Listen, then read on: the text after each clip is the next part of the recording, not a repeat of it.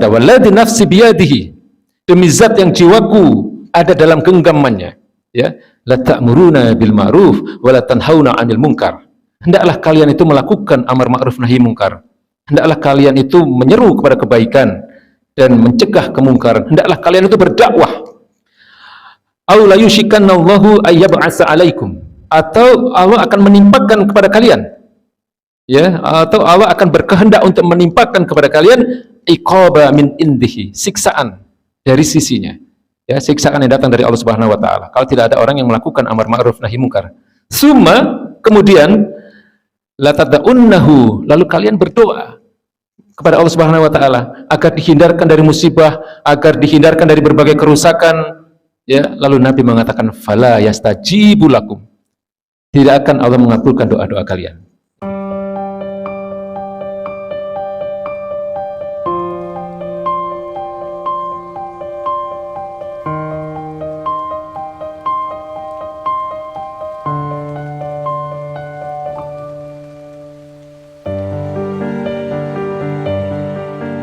Al-amru bil ma'ruf wa nahyi anil munkar. Ya, kalau dalam bahasa Indonesia sering dikatakan amar ma'ruf nahi munkar. Ya, tapi kalau dalam bahasa Arab secara struktur kebahasaan yang betul adalah al-amru bil ma'ruf wa nahyi anil munkar. Al-amru itu artinya menyeru, ya. Al-ma'ruf itu artinya segala bentuk kebaikan, itu ma'ruf. Ya. An-nahyi itu melarang, ya, atau mencegah. Mungkar itu segala bentuk kejahatan, ya, atau segala macam bentuk kemaksiatan, itu mungkar, ya. Beda dengan fahisyah, ya. Kalau mungkar itu segala macam bentuk kejahatan, tapi kalau fahisyah itu di Quran sering disebut juga, itu maknanya spesifik, ya. Spesifik artinya adalah perbuatan kejahatan yang lebih parah, yang lebih menjijikkan, itu fahisyah namanya, Pak. Maka amar ma'ruf nahi munkar di sini maksudnya adalah menyeru kepada kebaikan dan mencegah kemungkaran. Jadi ini aktivitas yang luar biasa besar pahalanya, Pak. Ya, menyeru kepada kebaikan, mencegah kemungkaran, ya, dakwah. Nah, dakwah itu amar ma'ruf nahi munkar maksudnya. Dan ini adalah tujuan utama diturunkannya para nabi dan rasul, Pak. Ya, jadi kalau ada orang berdakwah, kalau ada orang beramar ma'ruf nahi munkar, sebenarnya dia sedang melakukan tugas-tugas kenabian itu.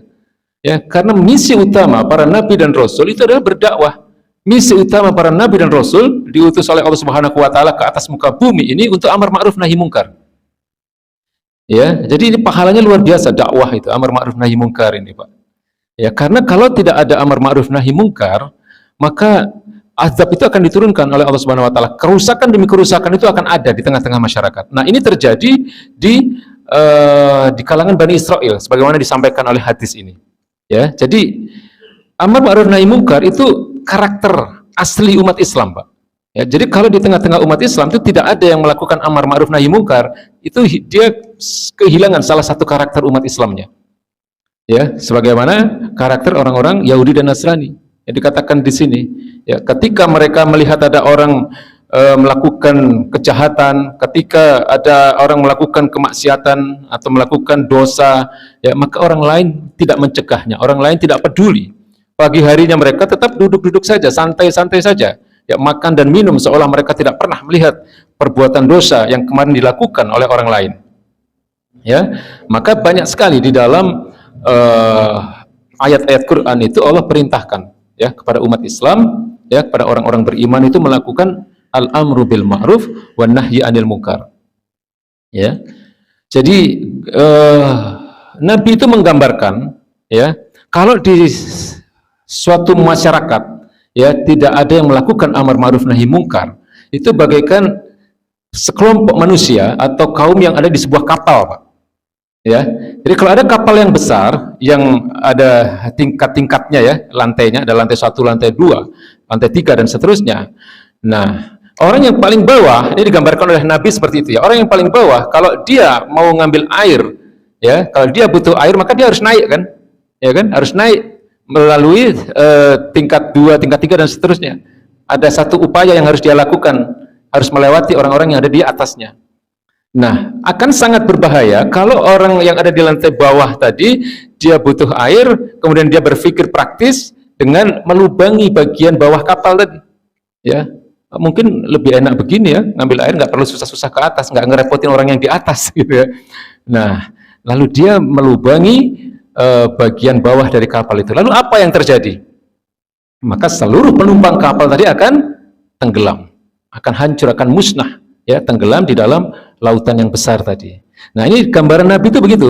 Kalau ada satu masyarakat di mana orang sudah tidak lagi peduli, ya, akan amar ma'ruf nahi mungkar, tidak ada yang menyeru kepada kebaikan, tidak mencegah kemungkaran, maka seluruh masyarakat itu akan diazab oleh Allah Subhanahu wa taala, akan musnah, akan hancur. Ya, akan terjadi berbagai kerusakan. Ya, sebagaimana apa yang hari ini terjadi di barat itu, Pak. Itu enggak ada amar ma'ruf nahi mungkar di sana. Jadi jangan dikira mereka sedang baik-baik saja di sana, tidak, Pak. Di sana itu berbagai kerusakan sedang terjadi. Ya kan? Apa namanya, kita sering mengatakan dengan adanya LGBT, nggak ada yang memperingatkan, bahkan itu dianggap satu kebebasan yang harus dilindungi oleh negara. Apa yang terjadi? Banyak orang yang terkena berbagai penyakit, gitu kan?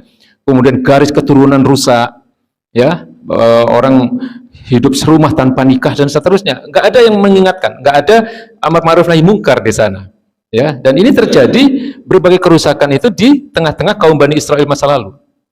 Nah, umat Islam tidak boleh begitu. Ya, kalau kita menginginkan kebaikan yang ada di suatu masyarakat, maka harus ada, ya, amar ma'ruf itu harus ada. Tapi bukan hanya amar ma'ruf, tidak cukup amar ma'ruf, tapi harus ada nahi mungkar. Nah, di sini tentu tidak semua unsur di dalam tengah kaum muslimin itu melakukan hal yang sama. Ya, artinya kan tidak semua orang bisa bicara, katakanlah di depan umum, ya, tidak semua orang bisa berkhutbah misalnya, atau tidak semua orang bisa ceramah dan seterusnya. Nah, tapi peranan setiap orang yang ada dalam dakwah itu semua akan ada hisabnya, Pak. Saya sering katakan begitu ya.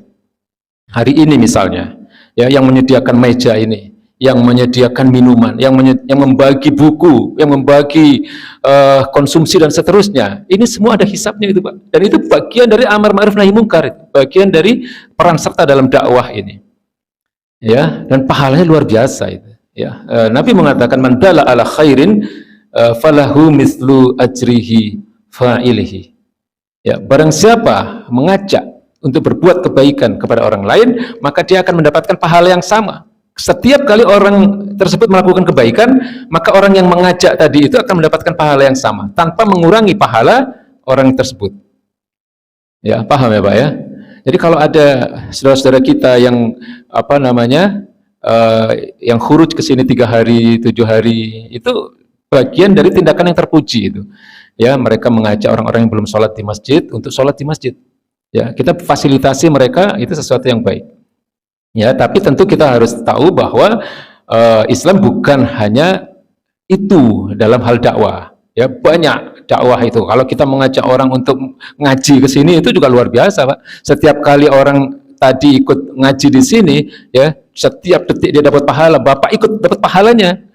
Ya, seperti multi level. Ya kan? Nah, cuman multi level yang ini programnya luar biasa canggihnya karena malaikat yang nyatet itu. Ya.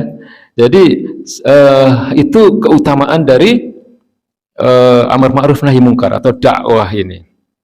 Ya, luar biasa pahalanya. Allah katakan ud'u ila sabili rabbika bil hikmah. Serulah mereka, serulah manusia itu ke jalan Tuhanmu. Ya, bil hikmah, dengan baik, dengan cara-cara yang baik. Ya, mau'izatin hasanah, dengan nasihat-nasihat yang bijaksana, ya. Wajadilhum billati hiya asan. Dan dalam kondisi-kondisi tertentu kadang-kadang dibutuhkan untuk berdiskusi. Ya, jadala yujadilu itu artinya berdebat sebenarnya, ya. Tapi berargumentasi lah. Ya, kadang-kadang kita butuh diskusi. Ya, nah, di sini pentingnya kita membekali diri dengan ilmu.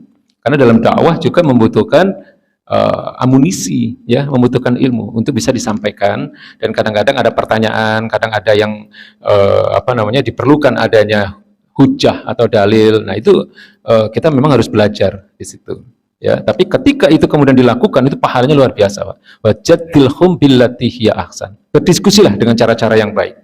Ya, ini perintah dari Allah Subhanahu wa taala. Ya, apalagi kalau kita punya posisi, Pak, ya, di tengah-tengah masyarakat, ya, kita dipandang, kita sebagai tokoh, ya, atau kita sebagai bagian dari pemimpin-pemimpin masyarakat, itu pahalanya luar biasa, Ya, Allah katakan wa takum minkum ummatu yad'una ilal khairi wa ya'muruna bil ma'ruf wa yanhauna 'anil munkar wa ulaika humul muflihun. Ya, hendaklah ada di antara kalian yang menyeru kepada kebaikan, ya, al-amr bil ma'ruf wa nahyi 'anil munkar, dan mencegah kemungkaran. Ya, wa ulaika humul muflihun. Mereka adalah orang-orang yang beruntung. Ya, jadi luar biasa.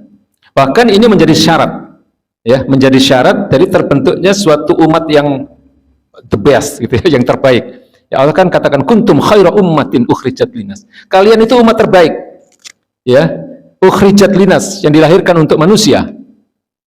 Karena apa? Ta'muruna bil ma'ruf wa tanhauna 'anil munkar wa tu'minuna billah. Karena kalian menyeru kepada kebaikan. Ya, karena kalian mengajak orang untuk berbuat baik, karena kalian menyeru orang untuk kembali ke jalan Allah. Ya, wa tanhauna 'anil munkar, dan kalian mencegah kemungkaran. Wa tu'minuna billah. Ya, dan kalian beriman kepada Allah. Jadi syarat untuk disebut sebagai umat terbaik itu harus ada amar ma'ruf nahi munkar. Kalau nggak ada amar ma'ruf nahi munkar, umat Islam nggak punya status sebagai umat terbaik itu. Artinya sama aja dengan umat-umat lain. Ya, jadi luar biasa, Pak.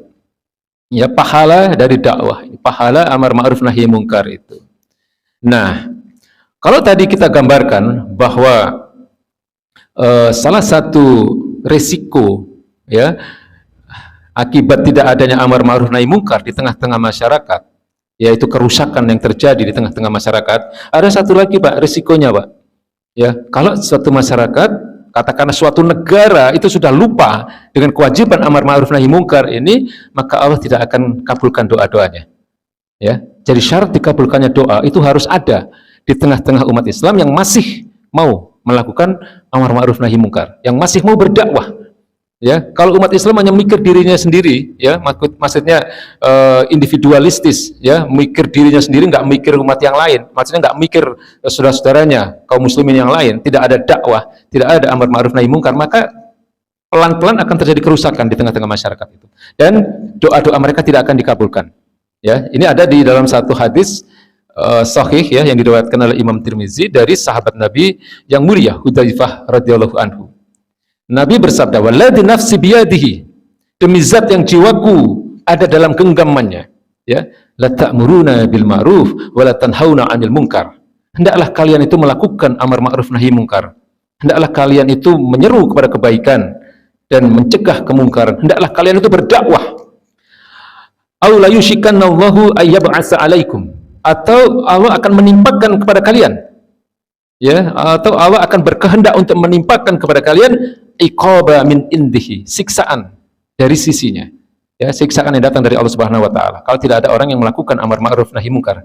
Summa, kemudian la tad'unnahu, lalu kalian berdoa kepada Allah Subhanahu wa taala agar dihindarkan dari musibah, agar dihindarkan dari berbagai kerusakan, ya. Lalu Nabi mengatakan fala yastajibu lakum, tidak akan Allah mengabulkan doa-doa kalian, ya, karena kalian melalaikan kewajiban yang besar, ya, dalam diri kalian sebagai umat Islam, yaitu melakukan al-amru bil ma'ruf wa nahyu 'anil munkar, ya, amar ma'ruf nahi munkar, berdakwah, ya. Nah, sebagaimana yang saya katakan tadi, peran kita, ya, dalam dakwah ini bisa bermacam-macam, ya. Ada bapak-bapak di sini yang tindakannya terpuji sekali, misalnya dalam memberikan kenyamanan supaya orang nyaman dalam beribadah, supaya orang nyaman di dalam thalabul ilmi di sini. Itu pahalanya luar biasa, Pak. Ya, pahalanya luar biasa itu. Ya, wa man ahsanu qaulan mimman da'a ila Allah. Ya, tidak ada ucapan, tidak ada ajakan yang lebih baik kecuali ajakan itu adalah mengajak ke jalan Allah Subhanahu wa taala.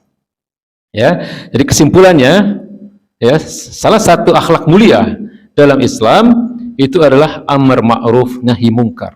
Ya, al-amru bil ma'ruf wa nahyu 'anil munkar. Dan ini adalah akhlak para nabi dan rasul, ya, kebiasaan para nabi dan rasul. Dan memang ini merupakan misi utama diutusnya para nabi dan rasul. Dan umat Islam harus mewarisi akhlak ini. Ya, umat Islam harus mewarisi sifat para nabi dan rasul. Ya, umat Islam harus berbeda dengan umat-umat lain yang individualistis, ya, yang tidak peduli akan terjadinya berbagai kemaksiatan, ya, akan terjadinya berbagai kerusakan yang dilakukan oleh orang-orang lain. Bahkan Pak ya, dalam satu level tertentu, orang yang melakukan amar ma'ruf nahi mungkar atau dakwah ini, itu dia bisa disamakan dengan pahala jihad itu. Ya, ada satu hadis yang mungkin pernah disampaikan ya. Nabi itu pernah mengatakan, Sayyidu Syuhada, Hamzah bin Abdul Muttalib. Pernah dengar hadis ini ya? Jadi seutama-utamanya syuhada, seutama-utamanya orang yang syahid di jalan Allah, yang berperang dalam rangka membela agama Allah, itu adalah Hamzah bin Abdul Muttalib. Lalu Nabi melanjutkan dengan sebuah kalimat, warrajulun qala inda sultanin jair, ya, fa amarohu wa nahahu faqatalahu. Ya.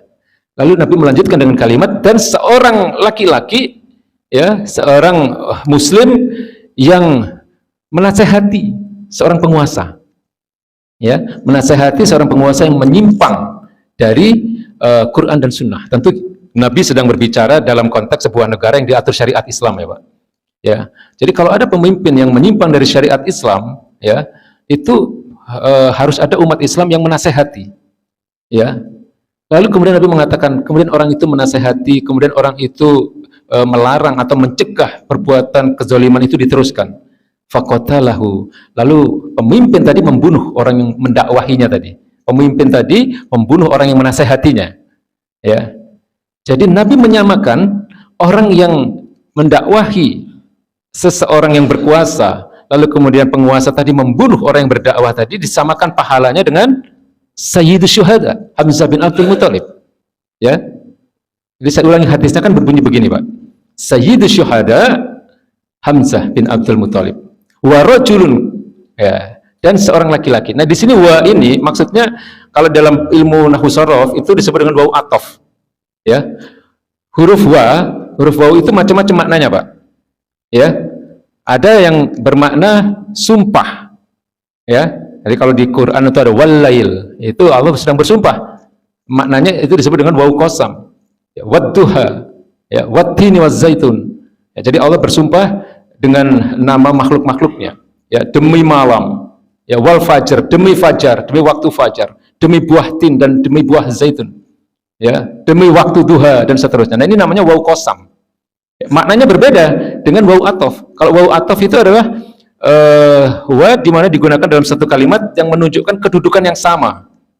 Nah, dalam hadis tadi itu Nabi memberikan gambaran, ya, samanya kedudukan orang yang mendakwahi seorang penguasa, ya, disamakan dengan Sayyidus Syuhada Hamzah bin Abdul Muttalib, ya, disamakan dengan apa namanya, syahid terbaik, syuhada yang terbaik, yaitu Hamzah bin Abdul Muttalib, ya, paman beliau.